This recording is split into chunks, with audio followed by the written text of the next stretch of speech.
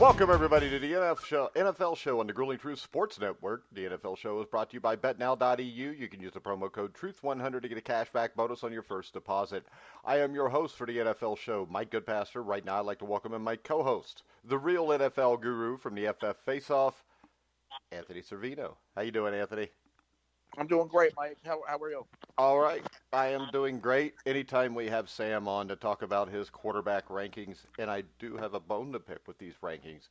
So without any further ado, let's welcome in Sam Teets. How you doing, Sam?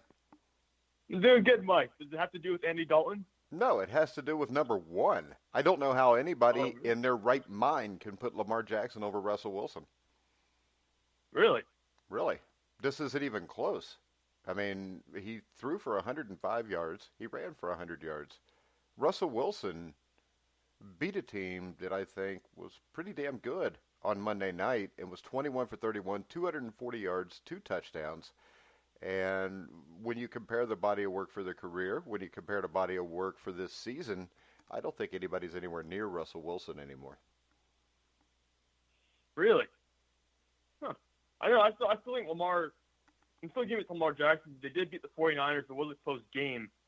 But both teams had trouble throwing the ball in that game against the Niners. So I'm not going to really fault Lamar Jackson for having low passing yardage numbers.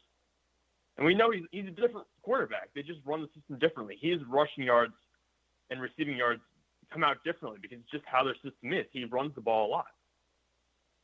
Yeah. Well, Russell Wilson's a better quarterback. Anthony, am I wrong here?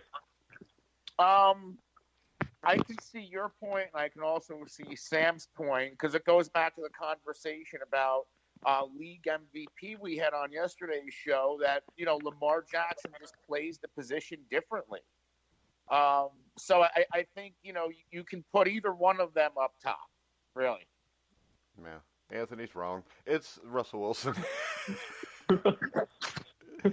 I just don't see the Lamar Jackson comparison to Russell Wilson. I mean, Lamar Jackson has played, 10 really good games in his NFL career. And I know this is supposed to be a right now power rankings, but I don't know that I've ever seen anybody play the position of quarterback better than Russell Wilson over the last few years. I mean, let me put it this way. I'm rooting for Russell Wilson to win the MVP because it will be criminal if he goes through his entire career without winning one. I do think if it comes down and is really close, I think Wilson will probably pull it out. But for right now, after beating 49ers and putting up what he did, I still have Lamar Jackson just a hair over Russell Wilson. Well, I hate to tell you this, but Russell Wilson last week was the reason that the Seattle Seahawks went to San Francisco and beat the 49ers. He did have that really bad interception, though. They did have some good plays on defense that game. It was not just a one-man show. It's never a one-man show, and Lamar Jackson was not a one-man show either. He accounted for 200 yards against the 49ers. Yeah. All good points, huh? That's why you're quiet. I think we're probably just going to have to agree and disagree on this one, Mike. No, we're not. We're going to talk about this until you agree with me. It's just the way I work. Isn't that right, Anthony? Oh, this could be a long conversation. Sometimes. Yeah. Well, except for when it's on the Dallas Cowboys, because I don't really have to beat that dead horse anymore. Number 3, Patrick Mahomes. Number 4, Deshaun Watson. I disagree with that also. I think Deshaun Watson's had a better season. I put Deshaun Watson down because he suffered from basically a 2 or 3 game stretch where he wasn't playing well and he turned the ball over a little too loosely, in my opinion. Although I will admit Patrick Mahomes hasn't had a great last couple of games either. And Patrick Mahomes also had a couple games where he didn't even play. Yeah. So, and it seems to me like over the last 4 or 5 games that Patrick Mahomes has played, the stats have been, on average, about a little over 50% completions and a couple hundred yards and a touchdown. Good point yeah, again, You're making a lot of good points today, Mike. He's not having the season he had last year, for sure. Part of that doesn't have to do with a weaker supporting cast, but at the same time, I think Deshaun Watson, and I'll go back to this, having Will Fuller play with Deshaun Watson right now and also having Hopkins there is really helping out the Texans. And getting that win against the Patriots is pretty crucial for them in their hopes to make the playoffs and stay ahead of Tennessee Titans. All right, number 5, you got Drew Brees. Number 6, Tom Brady. I could agree with them, kind of. Kirk Cousins. Is 7 too low for him, Anthony, or you think it's just right? I think it's about right for Kirk Cousins because you can't really blame the injuries on him on Monday night. He still did come up short. But the fact here to me is I think Kirk Cousins has had a better year than Drew Brees or Tom Brady. Collectively, as in their total numbers, or as in team playing well? Just for the season, I think Kirk Cousins has had a better season. I mean, and he's been doing this without Adam Thielen, one of his best wide receivers, for a large portion of the last month. And now they lose Dalvin Cook. I don't think you can blame the loss on him. I thought he played really well. He got him back in the game with a chance to win it at the end. The defense couldn't get a stop.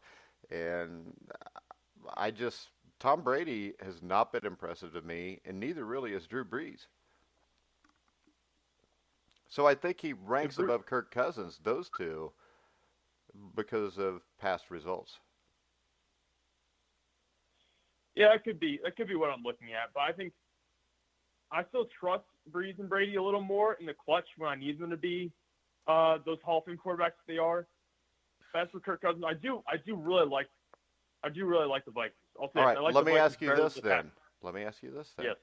If that applies for Brees and Brady, does that mean you trust Lamar Jackson in a big moment more than Russell Wilson? You're making a lot of good points today, Mike. I'm not sure how I feel about it. Yeah, I'm tearing your ass up right now. Don't you think, Anthony? Yeah, you know what's shocking? I'm looking at Brady's numbers. There were 6 games this season where he's completed fewer than 56% of his passes. I don't know if he's ever done that. Yeah, and I think with Brees and Brady, you have to twice ask. In the 40s. Twice in the 40s.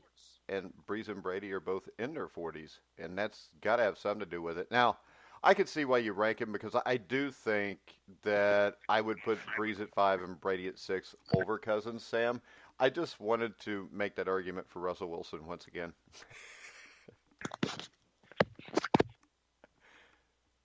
Because I'm not going to let it die. All right, number 8, Aaron Rodgers. Number 9, Dak Prescott. Number 10, Ryan Tannehill. Anthony, what do you think? I think Rodgers is about right. I would almost put Tannehill in front of Dak right now because of how his team's playing and how they're winning. How about this? Number 11, Josh Allen. I would almost put Josh Allen in front of Dak also. Yeah, I'll agree with that. With Tannehill and Josh Allen, I didn't like either of them really coming into the season, but they both really proven me wrong. They're both playing great right now in terms of getting their teams wins. Yeah, and Josh Allen's not turning the ball over anymore, and he's making plays. No, he's been great. I think he's got over the last 7 games, I think it's 11 touchdowns and 1 interception. So he's playing much better. Yeah, and Ryan Tannehill goes without saying he's 5-1 as the starter, and you got to ask if the Tennessee Titans coaching staff would have listened to me and Anthony at the start of the year, would they be 10-win team right now, Anthony? I don't know about a 10-win team, but I think they would be a little bit closer to Houston. And with Dak, I don't think that Dak's playing poorly. I just think that Jason Garrett's his head coach. Yeah, Dak's having a career year in terms of passing yards, but Dallas won more when Dak wasn't throwing for 300 and 400 yards a game. Well, if you look at the history of the NFL, though, guys like Dan Marino, when they threw the ball 50 times, they usually lost, Sam. And I think that's still true today for the most part. Well, yeah, just look at what Ben Roethlisberger did last year with the Steelers. When the Pittsburgh Steelers transformed into a passing team, they haven't won a Super Bowl since they really started throwing the ball all the time. Back when they used to run the ball consistently and run the offense as a running-based system, they were winning Super Bowls. So I think the Dallas Cowboys have gotten away from what they've done well in the past and what was successful or somewhat successful for them over the last couple of years. And that's what we're seeing this season. All right, Jimmy Garoppolo at number 12. I think it's safe to say if he was to play one or two more big games, he cracks your top 10, doesn't he, Sam? Yeah, I mean he's not doing bad in the big games. I think he's had some rough outings early in the season, but in the really big games, he's doing all right. He's not like blowing it up. He's not doing like a top 5 level quarterback, but he's still playing decent. He's still putting his team in places to win. 13, Carson Wentz. I always defend Carson Wentz, but it's getting harder to defend him. But the one thing I do notice is once we get to 13, Carson Wentz, this whole damn thing falls apart. Yeah, it's just the whole back end here. These quarterbacks are inconsistent. They're not the guys who I would consider to be like franchise level guys who you want around for 10 or 15 years. And really, it's just a toss up with a lot of these guys. It's week to week almost in terms of what you're going to get out of them.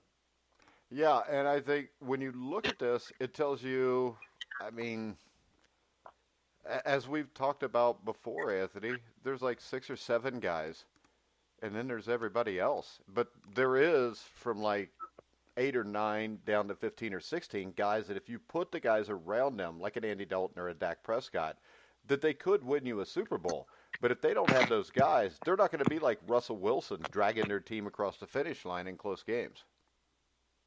No, there's certainly a cliff that's going to be coming with this quarterback list. Yeah, and Carson Wentz is where we start to jump off the cliff at number 13.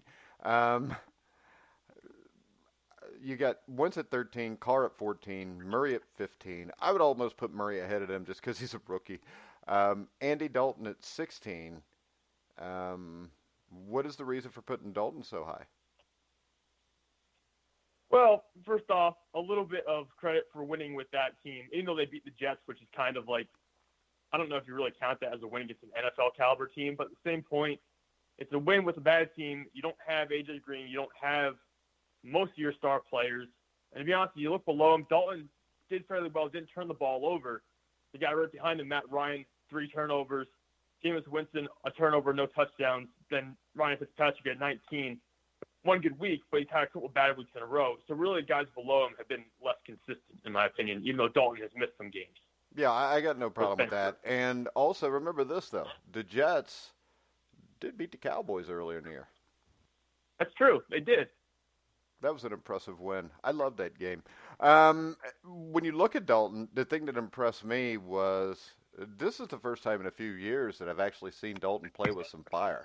So maybe benching him woke him up, or maybe benching him just made him wake up to the fact that he doesn't want to be in Cincinnati anymore. And if he wants to go somewhere else and continue to play, he better play well right now. Anthony? Listen, I like Andy Dalton. You know that. Everybody knows I'm a big Andy Dalton guy, and I think this is going to be an audition for his future. Would it surprise me if Cincinnati retained him? No. I think it would be, even if you're going to go ahead and draft a quarterback, why not keep Andy Dalton and develop the young quarterback? All right, and I just got a message from Bobby Sheridan from the Sheridan Report, who's listening live right now. So, Sam, don't screw up, because he's the one on Twitter that likes to pick apart your list. Oh, really? Yeah, I am today, too, because I still don't see how Russell Wilson can't be number 1. But I'm going to let that go now. Number 17, you got Matt Ryan. 18, Jameis Winston. 19, Ryan Fitzpatrick. I think with Ryan, it's not his fault. He's in a bad situation right now, but you can't really rank him higher than what he is. I think Jameis Winston, he had the fumble lost, but this Tampa Bay team, and Anthony, you talked about it on Monday a little bit, this is a team that defensively is really turning out to be pretty solid. You get a few more weapons here, get him a running game, Jameis Winston may be able to pull this off at some point, or they're going to have to get somebody in that can, because this Buccaneers team with Bruce Arians is improving weekly, it seems. Yeah, the Buccaneers go ahead, Anthony. No, I was going to say Tampa, they have the pass catchers. Running back-wise, they need to blow up their backfield because Ronald Jones, he was benched for Sunday's game because he botched another pass-blocking assignment in blitz pickup, which has been the narrative for Ronald Jones since he came out of college last year. So he's not the guy. I think if you get a competent running back a couple of offensive linemen and defensive backs, you could be looking at a Tampa Bay Buccaneers team that could potentially win the NFC South next year. Yeah, because That's when how you look strongly I feel about the talent on that team. Yeah, you look at the At NFC that South. defense, Drew that Brees defense is going to be a top 10 defense next Yeah. year if they make the right moves in the secondary. And Drew Brees is not getting any younger. Cam Newton is not going to be back in Carolina. They're already revamping that team by getting rid of Ron Rivera the other day. And let's talk about Ron Rivera a little bit because I never liked him anyways, but I don't like hardly anybody.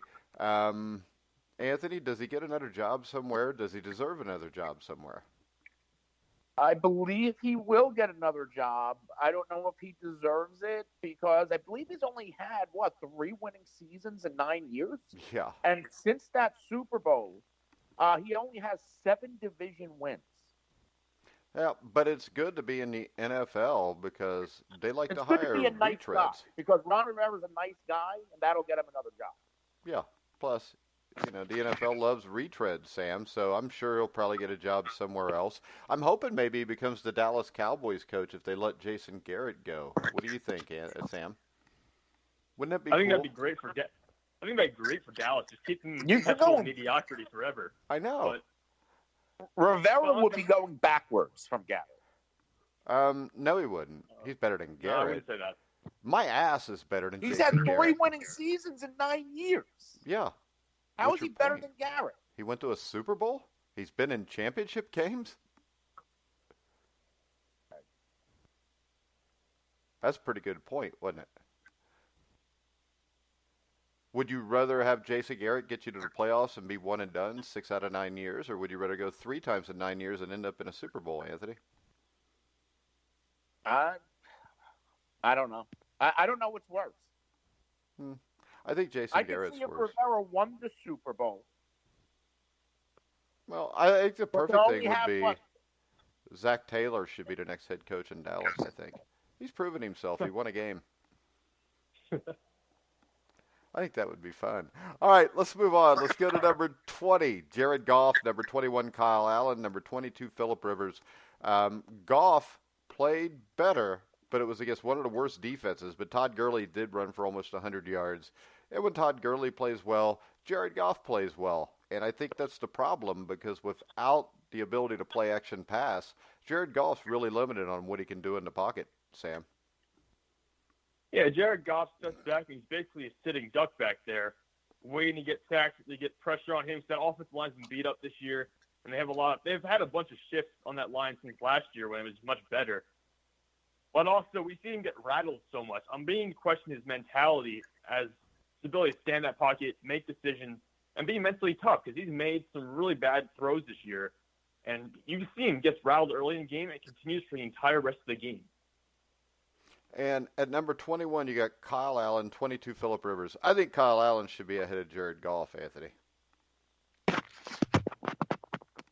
Maybe. I don't know. See, I'm For the whole Jared year, I Goff. think he's been a better quarterback. You think so? I Yeah. don't know. When Jared Goff is on, he looks like, the top 2 draft pick that he was. And when everything works around him. And then when nothing's working around him, then he looks like a bottom 10 quarterback. So I think right now, coming off of this game, I'm still on the, Jared Goff looks really good. The Rams look really good. I think they can make a run type of deal because that was the most recent memory I have of him. All right. We have a little news from Bobby Sheridan, which I just confirmed, but it looks like Daniel Jones will not play this week against the Eagles, and the starting quarterback will be Eli Manning. Any thoughts there, Sam? It's either going to be really good or really bad for the Giants. Either Eli Manning's going to come out and do really well, or he's going to come out and do terribly. So I really don't know what to think about this until we actually see Eli play, because it's just such a hit-or-miss thing in division rivalry. So, Daniel Jones is going to turn the ball over a bunch of times anyways. So I don't really know at this point, what does it matter for the Giants? Well, and Anthony, my question is this. Daniel Jones is not any good. I said it when they drafted him. I think I'm right again. So what do they do a quarterback for next year? Because if you're going to take your rookie and you're going to bench him right now, that does not help him. He's hurt. It doesn't matter. I don't care. I just like to cause controversy. What do you mean? What do you want to put in? What's wrong with him? What's wrong with him? What's wrong with him? He's got an ankle injury. His leg's in a boot. Yeah. What's your point? Daniel Jones is going to be their quarterback next year, and they're going to. He shouldn't be, though. He shouldn't be. Because you got to see what you have in Daniel Jones. You already know what you have in Daniel Jones. You know, as for Eli Manning, I think this has to be a must-win game for the Giants and Eli, because if they lose, then he's going to have a losing record, and he can potentially retire with a losing record. So hopefully the Giants show some class and show up to play on Monday night. What's it matter if he has a losing record? You really want to potentially retire with a losing record? Joe Namath did. It didn't hurt him.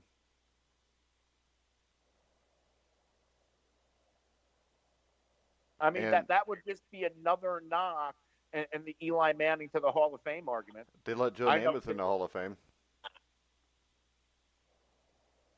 Eli Manning's had a better career than Joe Namath did.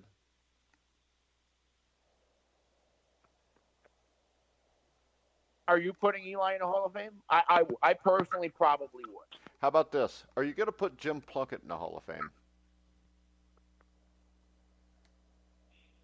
Is he in the Hall of Fame already? No. Possibly he'll eventually get in. But why should he possibly eventually get in? He won two Super Bowls. Yeah, that should put him in. It's not like he won one and he's Trent Dilfer. 2 Super Bowls puts Eli Manning in. Beating the New York Giants or the New England Patriots when they were undefeated puts him in. The pass he threw was to Manningham down the left sideline on the game-winning drive against the Patriots puts him in. I mean, you got Jim Kelly in, and he lost 4 Super Bowls, and he sucked in 3 out of the 4. I mean, Eli Manning's problem was the Giants' front office screwed the pooch on getting him lineman for 5 years, and he had the hell beat out of him. Eli Manning had 2 Super Bowl runs, especially the second one, where he dominated things. Eli Manning's a Hall of Fame quarterback. Sam, what do you think? Personally, I would put him in the Hall of Fame, but it's going to be a process that's going to take some time, in my opinion. This is not a guy who show up and gets in, probably not in his first 3 years. I think it's going to take him a significant amount of time before he can get in. So there is a lot of controversy about Eli Manning, whether that's right or wrong. But he's led the league in interceptions 3 times in the modern era. That's usually a kiss of death for quarterbacks, but he's got those 2 Super Bowls, and I think he should be in. Didn't Brett Favre retire as the all-time interception leader? Yeah, but see, this is the thing. Brett Favre was everybody's darling, even though, he was addicted to painkillers, and he's basically a scumbag. I mean, when you look at Brett Favre's 10 biggest playoff plays, 7 of them were interceptions to lose games. Brett Favre doesn't even make a pimple on Eli Manning's ass. How about that? Eli Manning won twice as many Super Bowls, and I didn't see Eli Manning screw up as many playoff games. And in the end, to me, the only thing that matters is what you do when it matters the most. And when it matters the most, Eli Manning's played really well. There. I feel better because I got to talk shit about Brett Favre. It's been like a year. You just talked about Brett Favre this week with me on the show. It seemed like it had been a year. Did I say nice things earlier in the week? No. Oh, okay. Well, instead of being on a box of Wheaties, you could put him on a bottle for hydrocodone. How about that? Oh, come on. Come on, what? It's true. I mean, it's true, but I mean, it's an epidemic. Well, how about this? I don't care if it's an epidemic because you don't have to partake in the epidemic. If you work for Pfizer or something, then I can see why you would defend it because you made a lot of money off killing people with it. But when you look at this, his big claim to fame. Shots today. His biggest claim to fame was playing like 200 straight starts in the NFL. But the question is this. all those people that'll talk about how great that was will say you should keep Barry Bonds out of the Hall of Fame because he took steroids because it was performance enhancing. Isn't hydrocodone performance enhancing to make you play 202 straight games? Because if he doesn't take that, he doesn't play that many games in a row, and you just eliminated his greatest record. Yeah, but don't players get injections? And I know it's not painkillers, but injections so they can go and play. Yes, they do. And you know what? If you do that, that's one thing. But it's another thing to be in the middle of June popping hydrocodone. You know, it's one thing to, sprain my ankle really bad, shoot it up with a little Novocaine, and I'll go play. Because you're not sitting at home on a Monday afternoon saying, I'm having a hard time playing with my kid, I'm going to shoot up some Novocaine. I mean, the fact is this. If Michael Vick would have had the same problem Brett Favre did, he would have been crucified. Because he wasn't a good old white boy from the South that played at Southern Miss, and now he's a Green Bay legend. You know, it's degrees on what people accept. You know, Peyton Manning basically paid a woman off that he sexually abused or sexually harassed in college at Tennessee, but you never hear about it. But if you're Joe Mixon and you're a black running back from Oklahoma and you do something wrong and it's not even sexual, well, then we're going to crucify you for it. If you're Laramie Tunsil, he could smoke weed with a gas mask on and it cost him $1 million because it drops his draft status. But if you're Brett Favre and you use hydrocodone, you're all right. If you're Brett Favre and you take a picture of your junk and you send it to a New York Jets writer out of the blue, well, it's all right. We'll fine you a little bit, but we're going to let it go because it's Brett Favre, and you're one of the faces of the NFL, just like Peyton Manning, just like Ray Lewis. You know, if the NFL is making money off your likeness and they're selling the hell out of you, they're going to protect you. You know, Ray Rice was protected until the video came out. So there's a history of this. So when you tell me he played 202 straight games at quarterback, that's the most ever, I'm more impressed by the guy that played 100 straight games and didn't use anything to get on the field and played through the pain because, you know, he's not playing through the pain if he's all hopped up on that. But there. I'm done with Brett Favre for now. Let's go to Baker Mayfield, who reminds me a lot of Brett Favre because he sucks too. What do you think? Is it time for Garrett Gilbert to be the starting quarterback in Cleveland, Sam? I wouldn't go that far, Mike, but it's not looking good for Baker Mayfield and Cleveland Browns. This is a really talented team in terms of what they have on the offense, save for the offensive line, which has some issues, but they've got plenty of weapons. And Baker Mayfield has no idea how to use them. Well, Is it the fact that Baker Mayfield doesn't know how to use them or the coaching staff doesn't know how to use them? Both. And Anthony, is this more of a fact that Baker Mayfield's more of a me-first guy and he's more worried about making commercials and crap like that instead of actually being an NFL quarterback?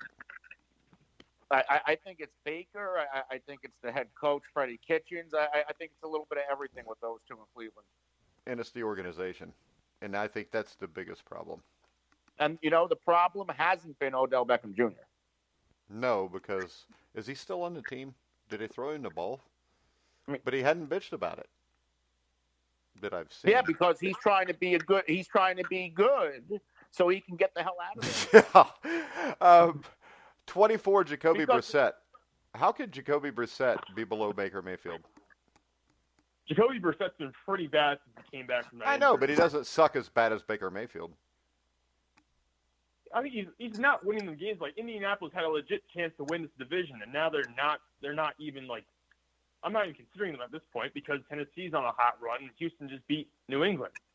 So I don't see how Indianapolis pulls it off, and they were sitting pretty just 3 or 4 weeks ago, and now they've basically fallen apart. Over that stretch, Jacoby Brissette has 3 touchdowns and 3 interceptions, and they've just been losing. I couldn't put him above Baker Mayfield. Well, Jacoby Brissette, his number one wide receiver in that stretch has been Jack Doyle, the number 2 tight end. That's a pretty cool name, though, Jack Doyle. That sounds like he'd have been in an old Western with John Wayne. No, but really, I mean, the Colts, Brissette, you know, T.Y. Hilton, Eric Ebron, you're just losing player after player. Marlon Mack. Yeah, and I think this. Jacoby Brissette is just a guy.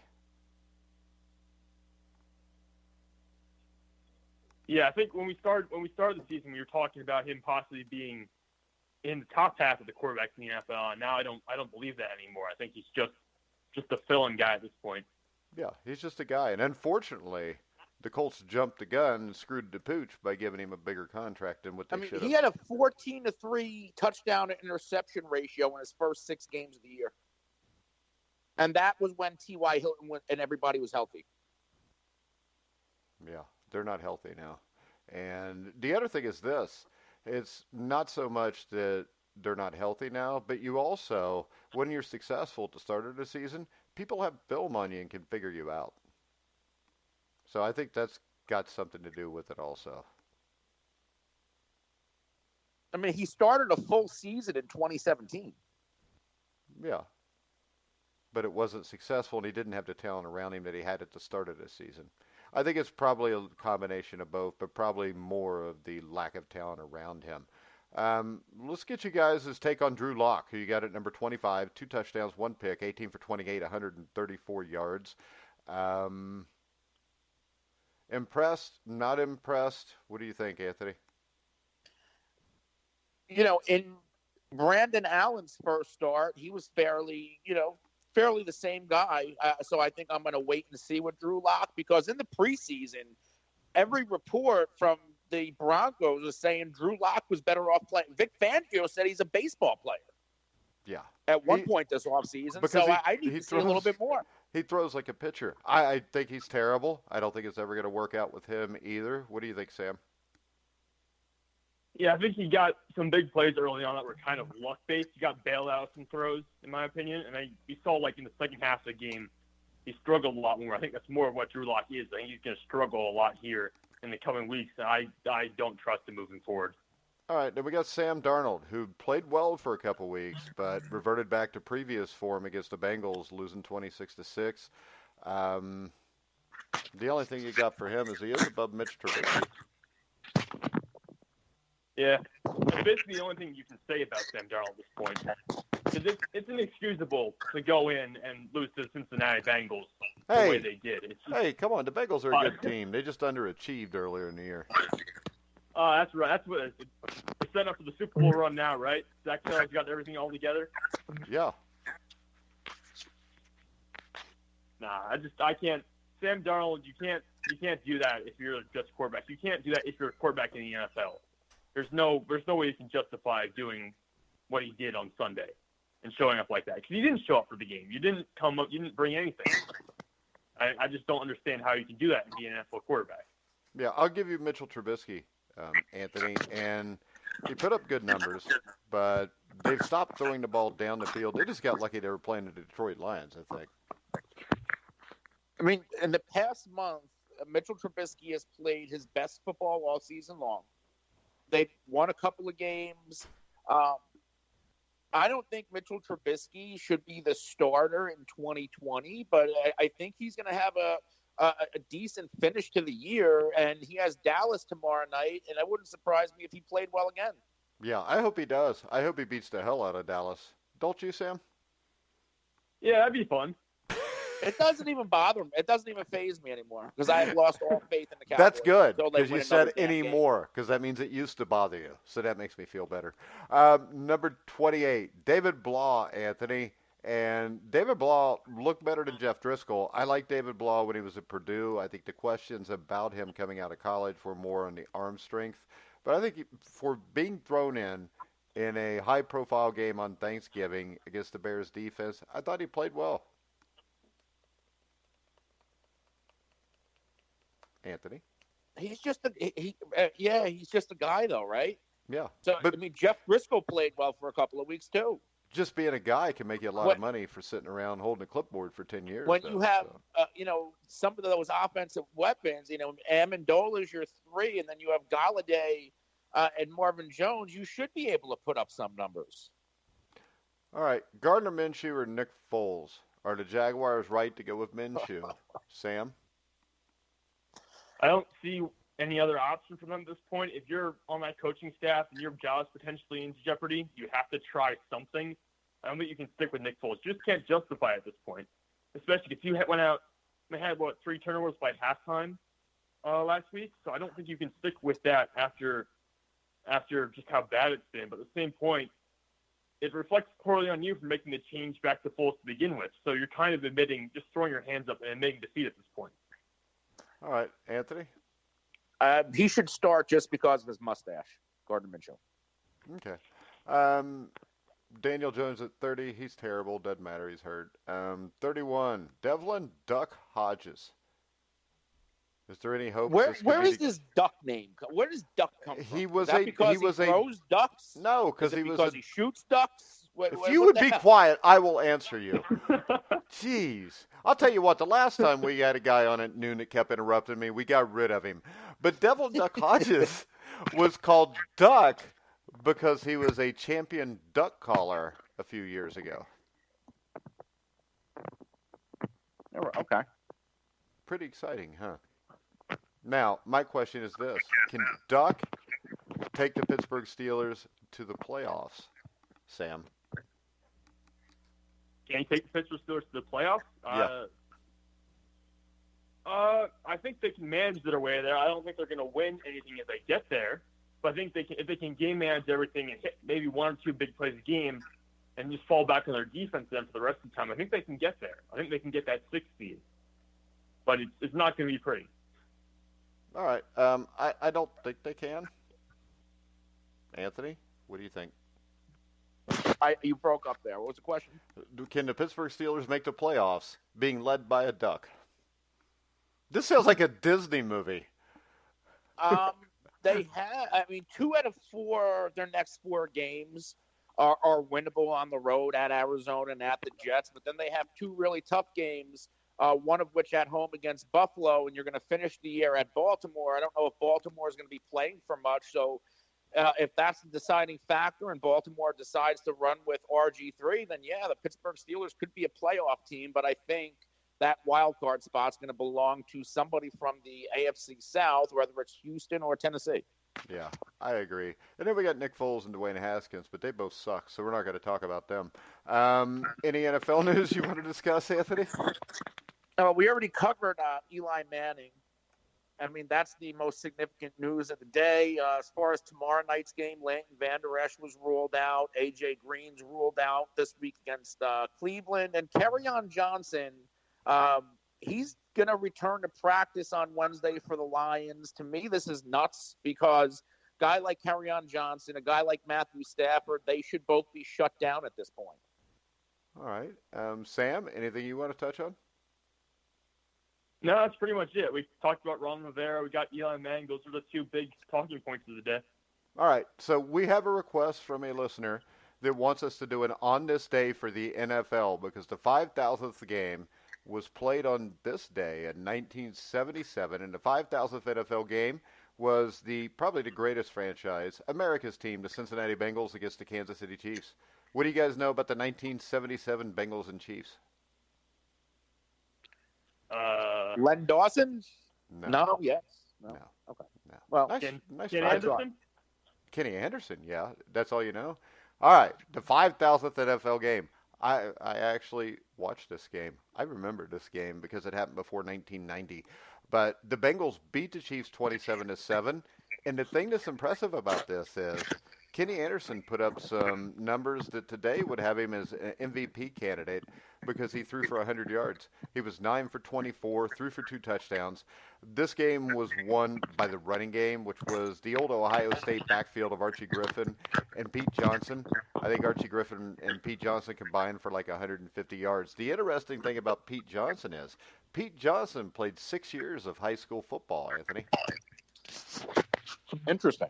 Because he was a big boy when he was in 7th and 8th grade also. And he played under an assumed name as a 7th and 8th grader.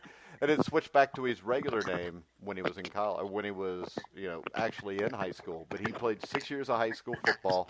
And, of course, Archie Griffin was the only 2-time Heisman Trophy winner. And they were in the same backfield at Ohio State. And I think that was 75-76. The interesting thing there was Dick Vermeil coached USC in 1976. It had been the 75 season. and they lost at home to Ohio State like 42-3 week 2 of the season.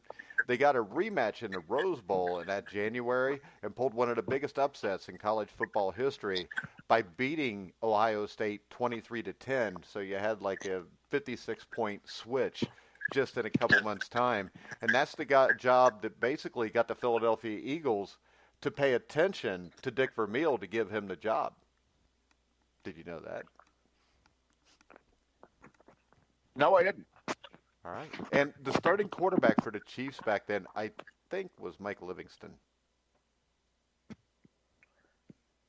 Anybody remember Mike Livingston? Okay. Mike Livingston makes Ryan Tannehill look like a Hall of Famer. How about that? Okay, that works. And he threw 2 interceptions in that game. And the interesting thing about that team was this the team that was coached by Marv Levy? I can't remember. I got to look that up. Hold on. I hope it was, because I like to talk shit about Marv Levy too, because I don't like him either. Who do you like? Bill Belichick, John Harbaugh. That's about it. What, you're not a Marvin Lewis fan? Who's that? I've blocked him from my mind. But, no, this is a team that was coached by Paul Wiggin. I actually remember Paul Wiggin. And then he lost his job partway through the season. The interesting thing, I'm going to go ahead and tell the Marv Levy story anyways, since I don't like him, and I think he should not even be anywhere near the Hall of Fame. But in 1978, Marv Levy became the head coach of the Kansas City Chiefs. And what Marv Levy did was he tried to put in a wing T offense in the NFL and run the ball 50, 60 times a game. It didn't work, and Marv got fired.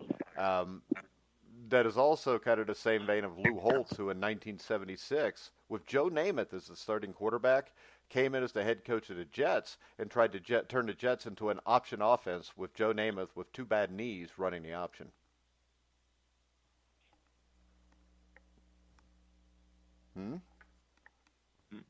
That's pretty impressive, huh? And he went... And see, it also leads back to America's team, the Cincinnati Bengals, because the last game that Lou Holtz coached in the NFL was against the Cincinnati Bengals in 1976. I remember watching this. I think it was like Christmas Eve, and the Bengals beat the Jets 42-3 at Shea Stadium. And anytime the Bengals win, I remember it, because it doesn't happen that much. It doesn't. And Marv Levy also won the Grey Cup with the Montreal Alouettes in 1977, which is what got him the head coaching job in 1978 for the Chiefs. So he may belong in the CFL Hall of Fame, but not the NFL Hall of Fame. Anthony, you got anything to add to the 1977 Bengals Chiefs on this day? I don't. Okay. I don't blame you, because it's very nondescript, and whoever asked... I'm not even going to bring his name up, but it's Bobby Sheridan from California. So you can get on and find the Sheridan report and tweet to him how you really didn't want to hear about the 1977 Bengals and Chiefs. All right, Sam, you want to tell everybody where we can find you or where they can find you on social media? Yeah, you can find me at Sam_Teets33 on Twitter, and that's about it right now. I'll work on figuring stuff out later. Okay. Anthony, you want to tell everybody where they can find you? Because I know you're available almost everywhere.